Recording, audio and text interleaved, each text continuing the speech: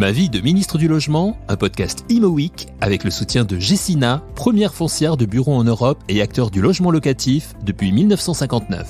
Aujourd'hui, Louis Besson. Louis Besson, vous êtes un des ministres du Logement qui a le plus marqué les esprits, certes par la durée de vos fonctions, plus de 5 ans à ce poste en 2 temps, détenant ainsi avec Jacques Barrot la durée la plus longue d'un tel portefeuille, mais aussi, surtout, par votre humanité, votre sens du dialogue et votre implication très forte dans l'ensemble des problématiques du secteur. Première partie, le chemin vers le ministère du Logement et les premières actions du ministre. Nous allons donc aborder avec vous votre action déterminante en matière de logement, mais avant, je vous propose de parler un peu de votre vie justement d'avant cette aventure ministérielle.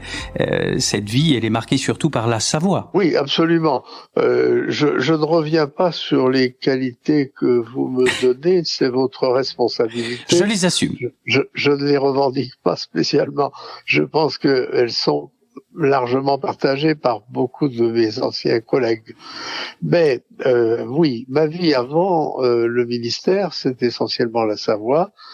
Et elle a commencé alors que j'étais très jeune, puisque j'ai été élu à 28 ans dans une petite commune de l'agglomération chambérienne, mais qui était une petite commune qui avait vocation à devenir urbaine, et où il m'est revenu la tâche d'impulser toute une série d'opérations immobilières, de manière à ce que, par le développement de la population, j'ai une compensation à l'absence totale de ressources économiques. Mais mes mandats ne se sont pas arrêtés là, puisque de la commune, je suis passé au canton. Du canton, je suis passé à une présidence du Conseil général. Mais dans le même temps, j'ai aussi eu la possibilité d'accéder à un mandat législatif en ayant été élu député. Voilà. Donc, en 1973. Absolument. C'est donc la Savoie qui, en quelques années, m'a doté de responsabilités me permettant d'agir au niveau communal, au niveau départemental et au niveau national. Alors, ce beau cursus honorum, il débouche aussi sur une action assez forte à l'Assemblée nationale, notamment au travers de la loi Montagne, dont vous avez été un des rédacteurs. Vous êtes bien informé. J'essaie.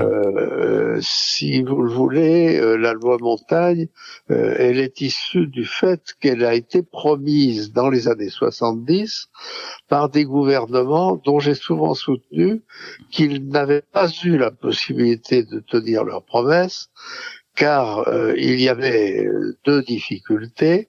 La tradition juridique française n'admet pas facilement qu'une loi puisse viser une partie seulement du territoire. Par définition, une loi doit être nationale.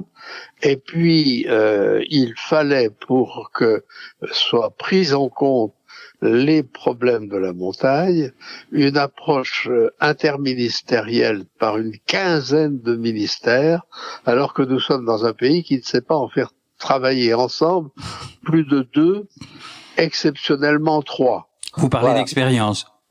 Je parle d'expérience. Donc, il fallait que le Parlement s'en saisisse, et c'est là où j'ai pris des initiatives et des responsabilités qui ont effectivement conduit à l'adoption d'une loi pour la montagne qui a été adoptée en décembre 84 et promulguée en janvier 85. Alors, je pense que cette expérience parlementaire de premier plan, puis l'arrivée au gouvernement de Michel Rocard, vous a amené donc vers des fonctions ministérielles.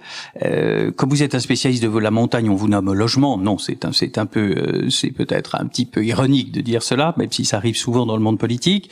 Qu'est-ce qui fait, comment ça s'est passé, cette nomination en 1989 comme ministre délégué chargé du logement? Eh bien, vous le savez, vous ne le savez peut-être pas, mais je vais vous le dire, je n'ai jamais sollicité une nomination au gouvernement, ni jamais pris des initiatives pour être remarqué afin d'y parvenir. Et donc c'est une grande surprise qui m'a atteint lorsque j'ai appris effectivement par Michel Rocard qu'il me demandait de rejoindre son équipe. Ça se passe concrètement comment? Le Premier ministre vous appelle? C'est... Oh, c'est téléphonique en me disant, ben voilà, à partir de maintenant, tu as cette mission et ma foi, je compte sur ton action. Voilà, point final. Ça ne connaît pas de préambule s'étalant sur une certaine période. C'est immédiat. Voilà. Donc c'est aussi inattendu qu'immédiat. Alors c'est inattendu et immédiat. Et comment cela marche-t-il? C'est-à-dire que vous arrivez en poste donc de ministre délégué chargé du logement. Concrètement, comment cette vie de ministre s'organise-t-elle? Alors, si vous voulez, le premier contact que l'on a quand on a ce type de nomination, c'est la rencontre avec le précédent titulaire. En l'occurrence, il s'agissait, pour ce qui me concernait, de Maurice Faure, qui était donc en charge de l'équipement, du logement et des transports, mais qui m'a expliqué que le logement était d'une telle complexité qu'il souhaitait s'en éloigner. Il m'a dit, tu comprends, dans l'équipement ou les transports, quand il faut faire une route, il faut trouver le chemin le plus direct entre un point A et un point B. Il n'y a rien de plus simple. Alors, je suis pas sûr que les ingénieurs aient pensé comme lui, mais bref, lui, il pensait comme cela. Alors que, me disait-il, le logement, c'est une complexité invraisemblable. Je ne peux pas me faire à l'appropriation de cette multiplicité de textes, etc., etc. Bon. Alors, ma discussion avec lui m'a quand même permis de repérer qu'il avait un collaborateur pour suivre ce secteur qui est devenu ensuite mon directeur de cabinet. Tellement j'ai compris qu'il était précieux. Et il s'agissait de Gilbert Santel. Ah, c'est mieux d'avoir un collaborateur de premier plan avec soi. Ah, mais c'est tout à fait une condition de réussite pour la réussite. Car premièrement, on a un point d'appui dont la technicité est irréfutable et on a, en termes stratégiques, quelqu'un qui porte une solidité tout à fait appréciable en vous donnant un grand raccourci pour prendre la maîtrise des grandes problématiques du secteur. Et est-ce que justement cette technicité du secteur, alors vous étiez aidé par un directeur de cabinet, une équipe aussi efficace, mais est-ce qu'elle ne vous a pas rebuté justement comme elle le faisait un peu pour Maurice Faure, ou est-ce que ça a plutôt été le contraire? Alors, elle ne m'a pas rebuté car j'en avais mesuré l'importance sur le terrain. Si vous voulez, à la fin des années 60, j'étais déjà frappé par l'apparition de ces nouveaux quartiers qui se sont très vite appelés des ZUP, des zones à urbaniser par priorité, mais qui étaient des zones de concentration du logement social. Et l'aspect ségrégatif de cet urbanisme me heurtait beaucoup.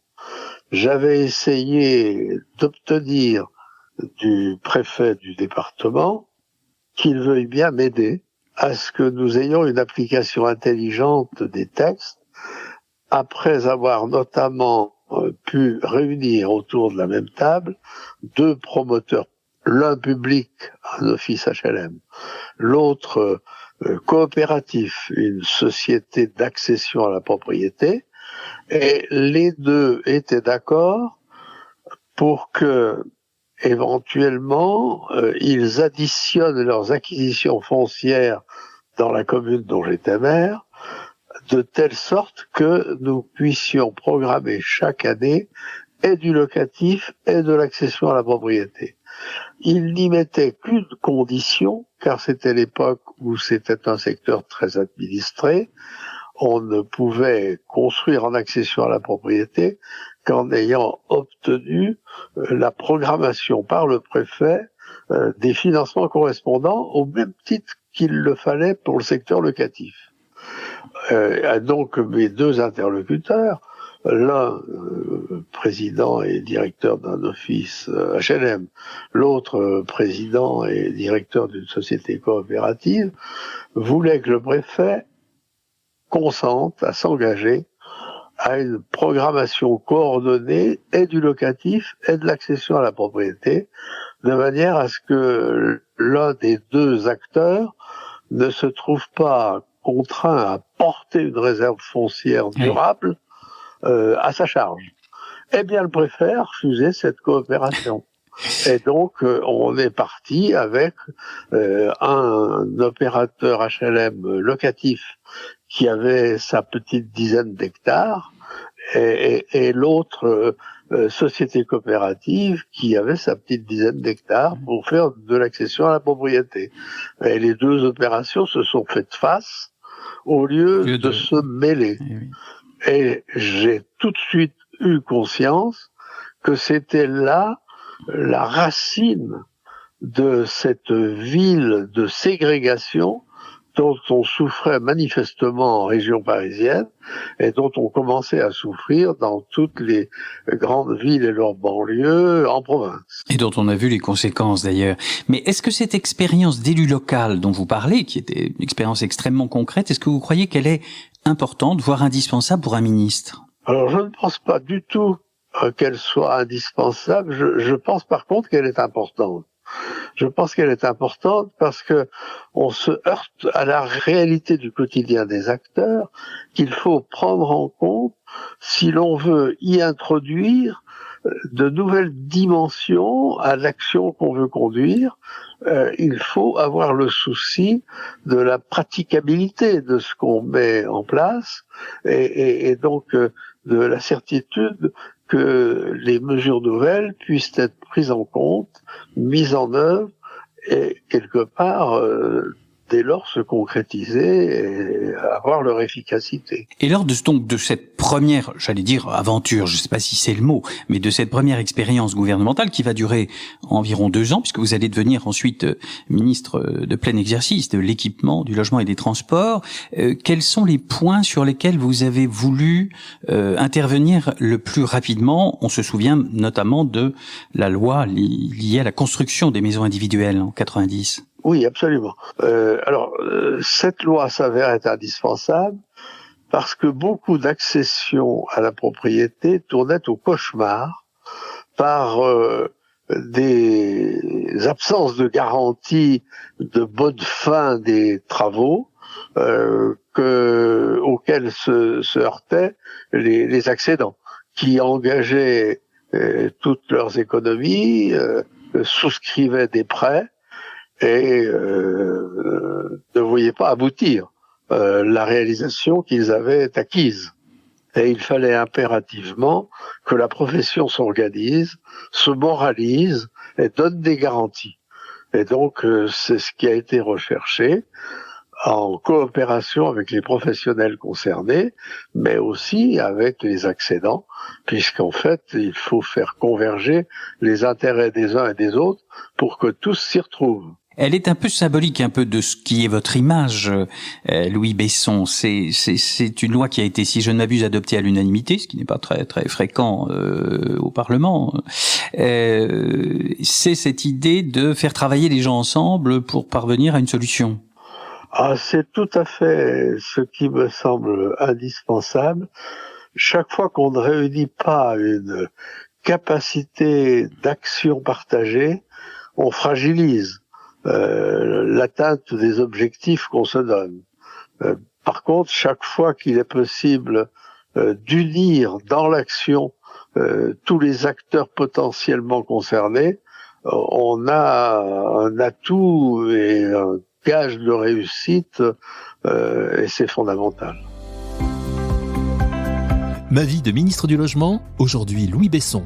Deuxième partie, le ministre de plusieurs gouvernements. Vous quittez en 1991 le portefeuille de ministre de l'Équipement, mais que 6 ans plus tard, en 1997, vous êtes nommé secrétaire d'État chargé du logement. Et là, ce nouveau portefeuille, vous allez pouvoir l'exercer pendant près de 4 ans. Là aussi, vous allez marquer le secteur par les décisions que vous allez prendre. Quelles sont celles qui sont, à vos yeux, les plus importantes ? Alors, dans un premier temps, il m'a été possible, car de la loi sur le droit au logement de 1990, qui avait été la loi la plus délicate et la plus indispensable de celle que j'avais pu faire aboutir pendant mon premier mandat ministériel, j'avais pu déjà relever les difficultés qui s'étaient présentées et qui, quelque part, compromettaient sa pleine efficacité. J'avais donc eu immédiatement une volonté de renforcement de la loi de 90 sur le droit au logement. Or, le gouvernement qui s'était constitué mettait la lutte contre les exclusions au premier plan de ses préoccupations. Eh bien, cette loi de lutte contre les exclusions pouvait tout à fait être le support de mesures de renforcement de la loi sur le droit au logement. Et c'est ainsi que nous avons travaillé en bonne intelligence, Martine Aubry et moi-même, elle-même ayant pris le vaste secteur de l'action sociale dans toutes ses dimensions, et moi-même m'étant bien sûr concentré sur le droit au logement. Alors parlons justement de cette notion de droit au logement que vous avez introduit dans la législation française. Et comment cette idée puis cette mise en application est-elle venue? Alors en fait, la loi Quillot proclamait le droit au logement. Mais c'est un droit qui, à mes yeux, était trop essentiel pour en rester au niveau proclamatif. Il me semblait indispensable que des dispositions visent la mise en œuvre du droit au logement. Et je crois que la loi de 90 s'appelait et se dénommait loi relative à la mise en œuvre du droit au logement. Voilà.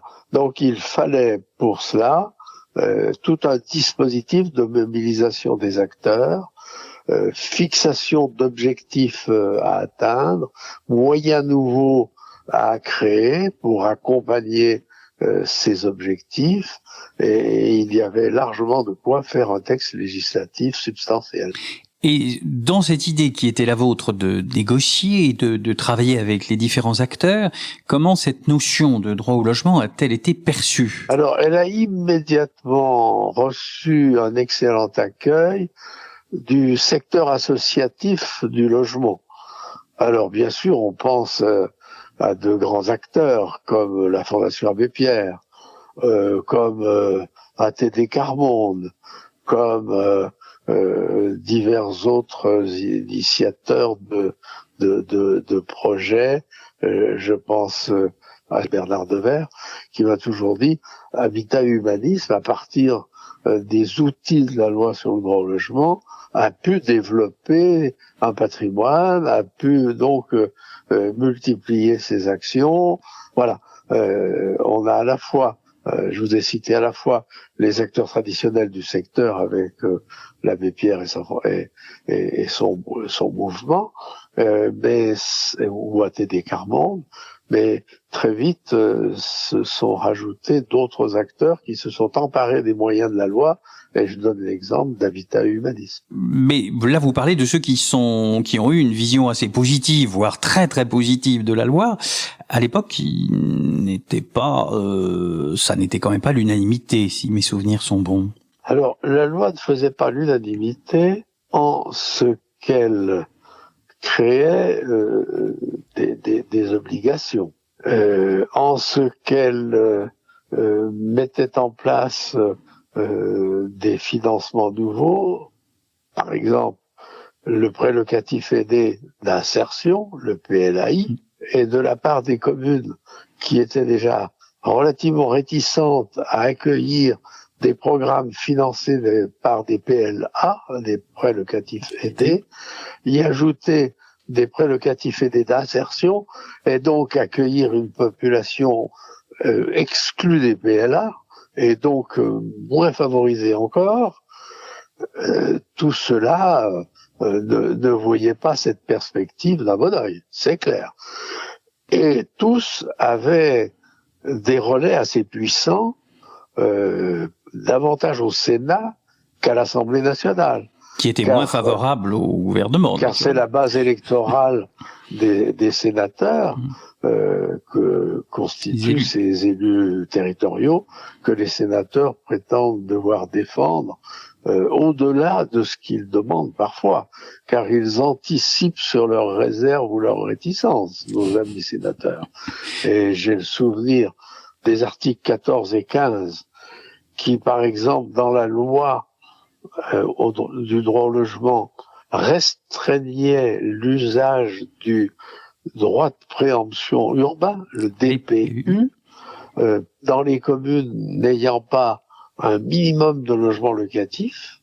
Il ne tolérait pas ce qu'il considérait comme une amputation des libertés locales. Sauf que les libertés locales, garanties par la Constitution, il faut lire les textes dans leur entier. Les sénateurs me citaient toujours que il y avait ces libertés pour les collectivités qui s'exerçaient et se géraient librement, mais la loi donnant cette reconnaissance de liberté aux collectivités territoriales écrivait à la fin de cette disposition dans le respect des lois de la République. Donc cela voulait bien dire que en reconnaissant la liberté des collectivités locales, on leur demandait néanmoins de ne pas s'affranchir du respect des lois. Et comment ça se passe très concrètement dans la vie d'un ministre, des débats qui sont quand même un peu vifs, j'imagine, et un peu difficiles, la vie d'un ancien parlementaire qui est devenu cette fois-ci ministre et qui est donc face à d'autres parlementaires? Vous savez, c'est la conviction qui donne des forces. On ne peut pas s'arrêter à un réflexe qui serait quasiment corporatiste en se disant on peut admettre le clientélisme. Non, je ne peux pas personnellement admettre le clientélisme électoral, même au niveau de ces grands électeurs qui interviennent pour nous donner la deuxième assemblée du pays, le Sénat. Et est-ce que dans une loi aussi importante, le soutien du chef du gouvernement, en l'occurrence c'était Michel Rocard à l'époque, est important? Est-ce que pour un ministre sentir que au sommet de l'État, même peut-être à l'Élysée, il y a un soutien, c'est décisif?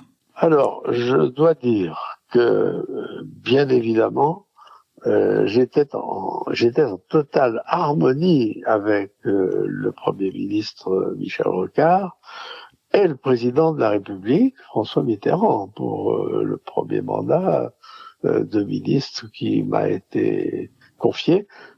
J'avais ce double point d'appui. Dans le second mandat, c'était le cas de Lionel Jospin.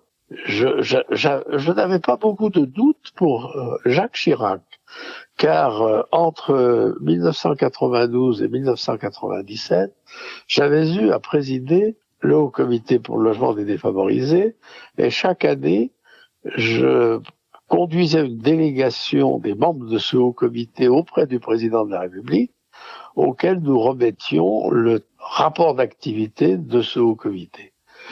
Et on avait à cette occasion des échanges sur les propositions du Haut Comité, et je sentais qu'on avait l'oreille de Jacques Chirac.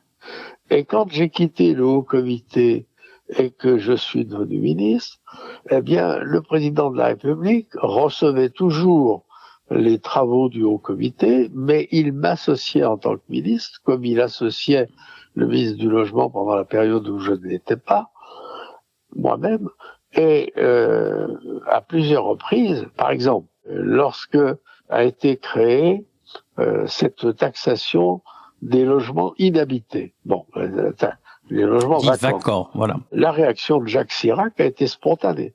Et il a dit, vous avez obtenu ça, eh bien, je vais vous faire une confidence, je ne l'ai jamais obtenu de mes amis. Eh bien, je vous dis bravo. Voilà. Donc, on avait un président de la République qui ne s'est pas positionné en hostilité aux innovations législatives de ce type. Ce qui est intéressant, me semble-t-il, par rapport aux périodes un peu précédentes, vous parliez de la loi Quillot, qui avait été un peu un psychodrame aussi quand même en partie, c'est qu'il y a quand même sur les notions de logement, il me semble aujourd'hui, grâce notamment à votre action, souvent une forme quand même d'accord. Enfin, bien entendu, il y a des spécificités, mais il me semble qu'il y a plus d'accords qu'il n'y avait il y a 30 ans, voire 40 ans, sur ces questions.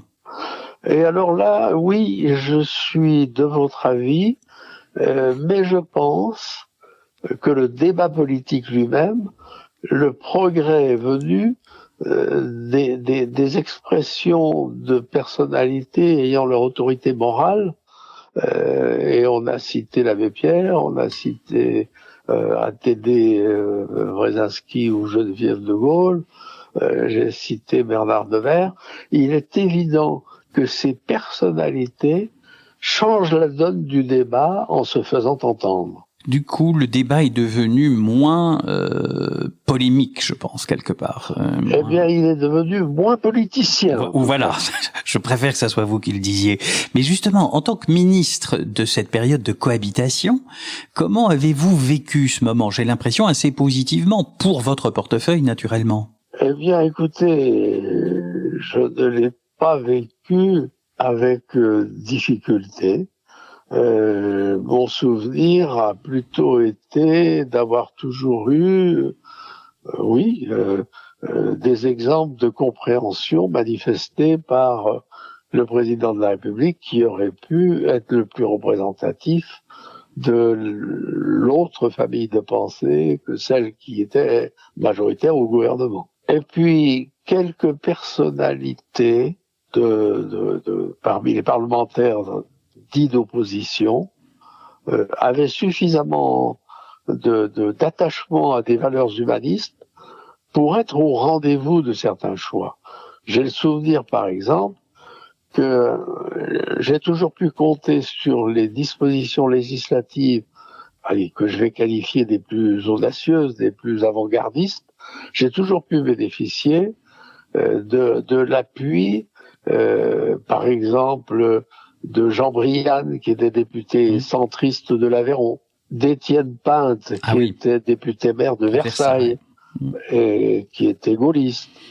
Je pourrais en citer d'autres, mais je vous donne ces deux personnalités parce qu'elles ont été très actives pour faire basculer les majorités et les élargir. Et je leur voue une grande reconnaissance. Ma vie de ministre du Logement, aujourd'hui Louis Besson. Troisième partie, un dossier difficile et la vie après le ministère. Parmi les autres dossiers que vous avez traités et qui restent, il y a aussi la protection des gens du voyage, sur lequel vous avez beaucoup insisté et beaucoup travaillé. Pourquoi cette préoccupation ? Eh bien, parce que, si vous voulez, il faut regarder ce qui se passe autour de soi, et même dans un département plus rural qu'urbain comme la Savoie, les gens du voyage sont confrontés étaient en tout cas confrontés, ils le sont beaucoup moins depuis que la loi s'applique, à des difficultés d'obtention de droits de séjour sur des terrains dans leur itinérance.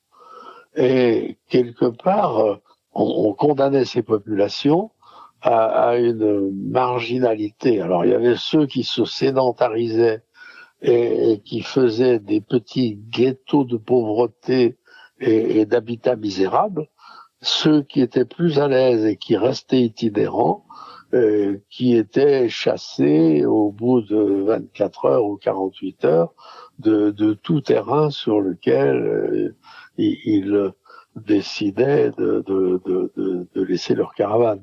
Bon, il fallait organiser tout ça, voilà. Et c'était indispensable de ne pas oublier cette composante-là de notre population. Et à cet égard, j'ai eu à entendre des propos que la législation antiraciste devrait sanctionner.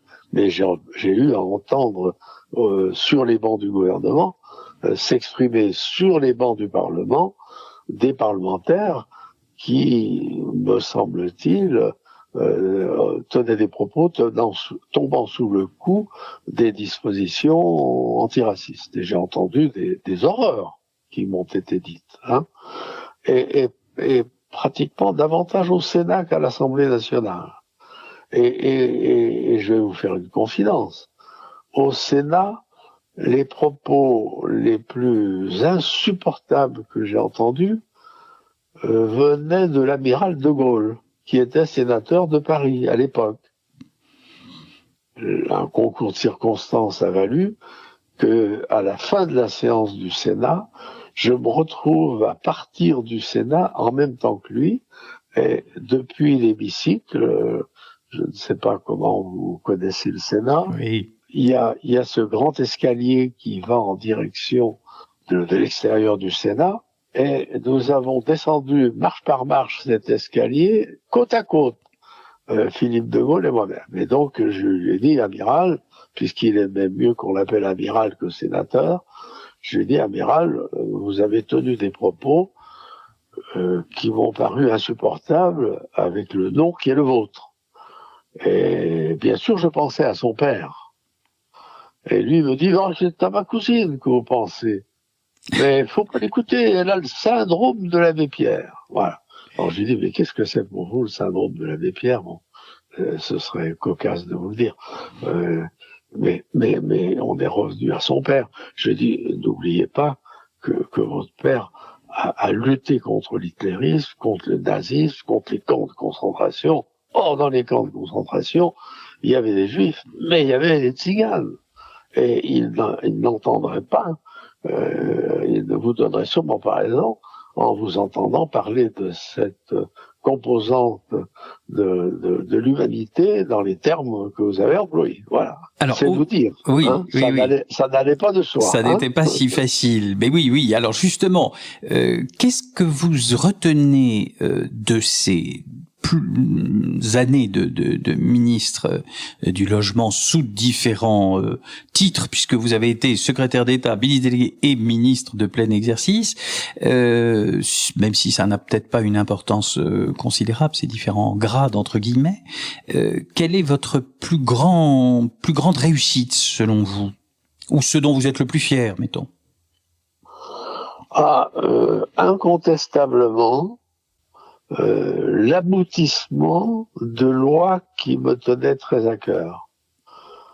La loi sur le droit au logement, la loi sur le logement des gens du voyage, sur l'habitat des gens du voyage plutôt que le logement, ce sont des moments très très forts. Bon.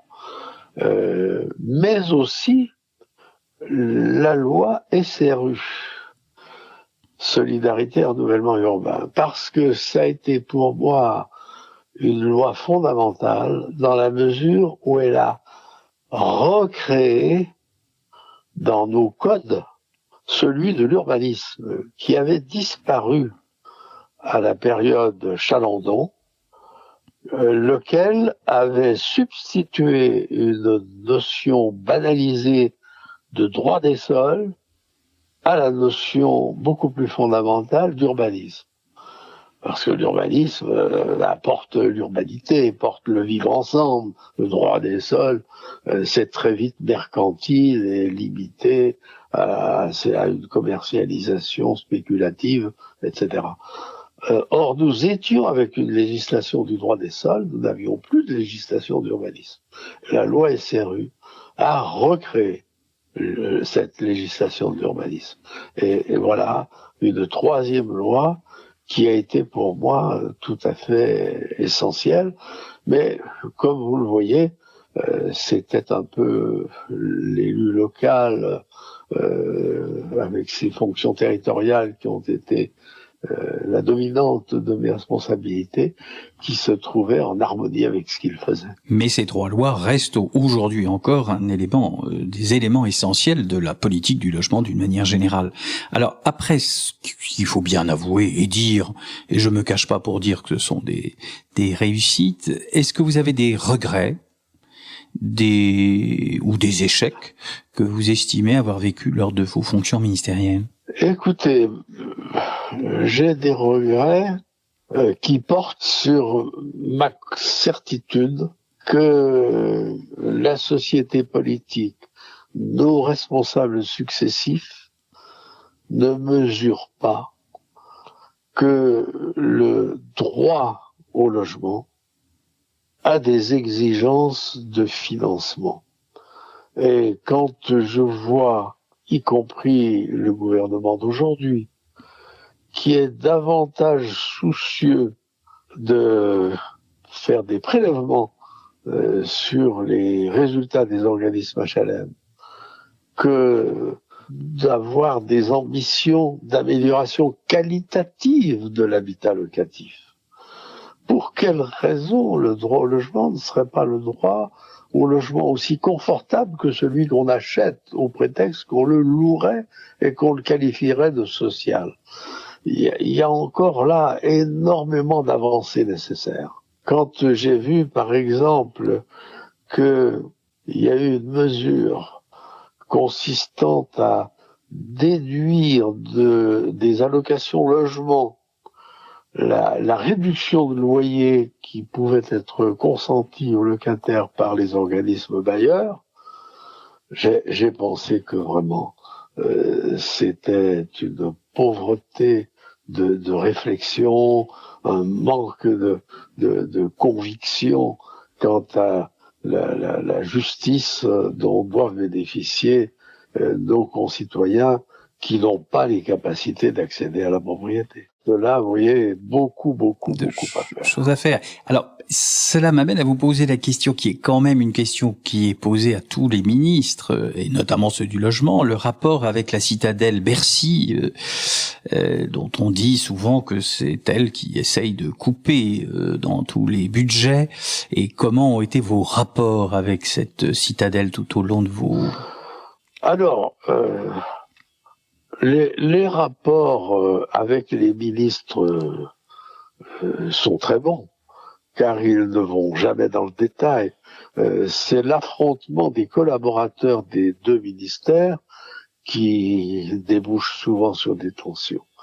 Et j'avais toujours indiqué à mes propres collaborateurs ma disponibilité pour intervenir auprès des ministres quand vis-à-vis de leurs interlocuteurs, ils n'étaient pas entendus. Enfin, quand avec leurs interlocuteurs des services, ou des cabinets, ils n'étaient pas entendus. Et je peux même vous faire la confidence qu'une fois, je n'ai pas obtenu un arbitrage favorable, parce que quand il y a un litige entre deux ministères, il y a quand même des réunions que préside le Premier ministre qui sont des occasions d'arbitrage, où on tranche. Et la plupart du temps, j'ai été soutenu par les premiers ministres. Une fois, je n'ai pas gagné. Je me suis autorisé, et il paraît que ça ne se fait pas dans la vie gouvernementale, je me suis autorisé, lorsque la loi de finances est venue en examen devant le Conseil des ministres, donc à l'Élysée, et on n'est plus dans les réunions préparatoires qui se tiennent entre ministères ou à Matignon. Là, on est à l'Élysée pour mettre la dernière main au texte définitif. Il m'est arrivé de m'exprimer pour regretter que sur telle ligne, on ait amputé la dotation, un certain nombre de centaines de millions à l'époque. Bon, voilà. Et le président de la République m'a donné raison. Voilà. Donc, mais il paraît que j'ai enfreint une règle sacro-sainte. On ne fait pas cela. Voilà. Bon. Mais est-ce qu'on peut vous demander sur quel sujet, puisqu'on est aux confidences? Non, c'était un sujet où par ricochet, c'était les aides au logement qui souffraient, quoi. Hein, voilà. Bon, mais il paraît que ça se fait pas. Donc, je n'en tire pas gloire et je n'incite personne à suivre cet exemple. Mais je veux dire par là que le poste de ministre du Logement, c'est un poste de combat.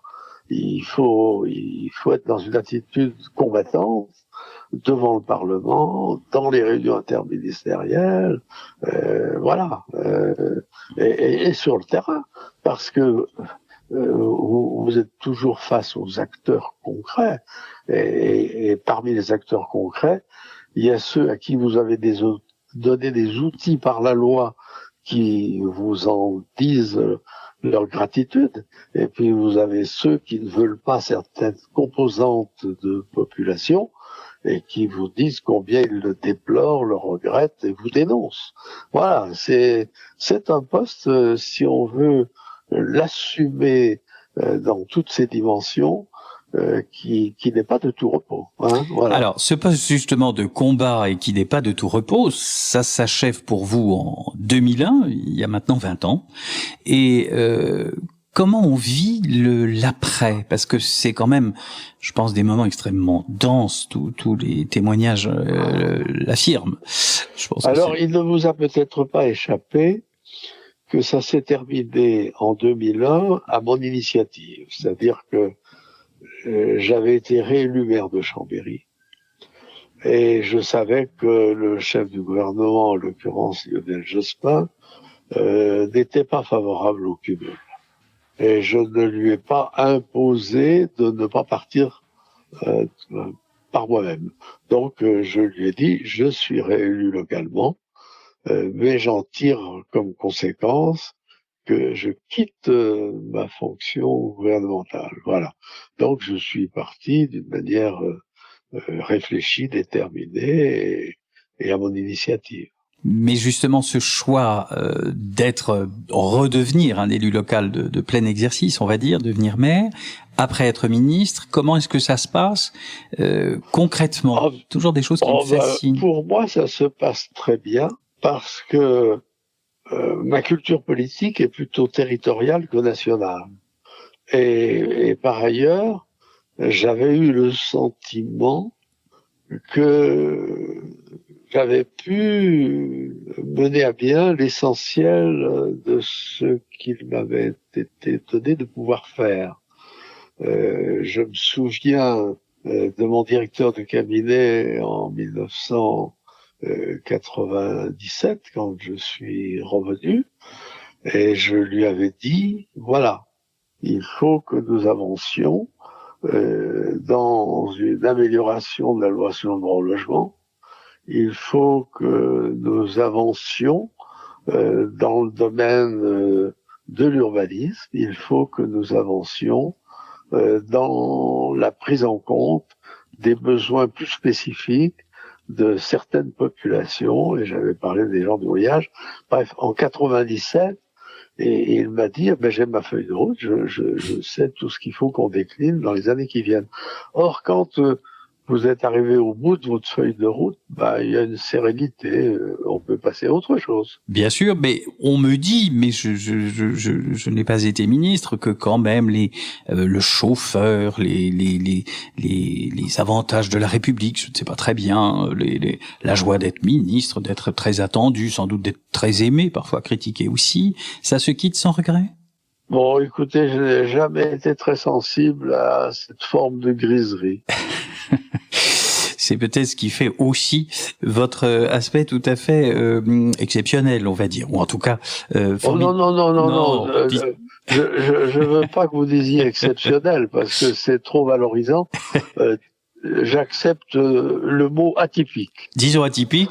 Et donc atypique, quelques mots sur justement sur l'après, puisque vous êtes redevenu donc un élu local de premier rang en quittant votre poste de ministre. Vous vous êtes réinvesti dans la vie locale avec autant de facilité qu'avant ce poste ministériel? Absolument. Je n'ai aucune hésitation à vous répondre d'une façon très catégorique. Est-ce qu'on peut dire quelques mots de la Savoie que vous avez représenté pendant des années, puisque nous avons beaucoup parlé de logement. La Savoie, c'est votre territoire. Absolument.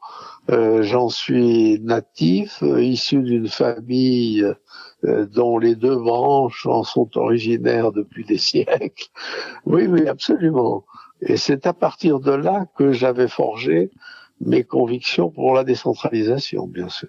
Mais vous êtes toujours resté fidèle à ces questions et à ces problématiques du logement. Après mon départ de la responsabilité du ministère du Logement en 1991, je me suis très largement impliqué dans la création de la Fondation Abbé Pierre, comme je l'avais fait après la montagne, dans la création de l'Association nationale des élus de la montagne, dont je suis d'ailleurs devenu le président fondateur. Il me semble en effet qu'une structure militante, permanente, active, est la meilleure garantie d'un suivi d'un texte, de la complexité et de l'importance de celui dont on a parlé. Et je crois que dans les deux cas, c'est une présence assurant une continuité de mobilisation citoyenne qui n'est pas sans effet positif pour les décisions qui sont prises et pour la vigilance qui est exercée pour la bonne application du texte législatif en question. Louis Besson, merci. Merci à vous, je crois qu'on a pu avoir un bon échange. Ma vie de ministre du Logement, un podcast Imo Week avec le soutien de Gecina, première foncière de bureaux en Europe et acteur du logement locatif depuis 1959.